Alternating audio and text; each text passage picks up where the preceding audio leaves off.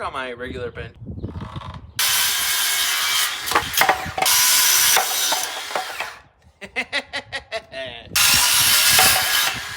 That's crazy.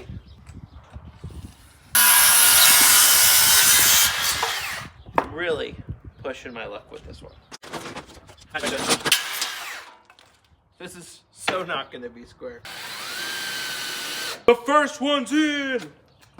1/4.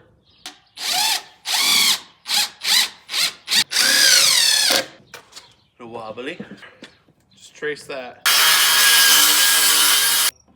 Someone's gonna look at this and definitely tell me like, bro, this looks like shit. If you want to learn how to make stuff, you just do a few things for fun. That's like my answer here.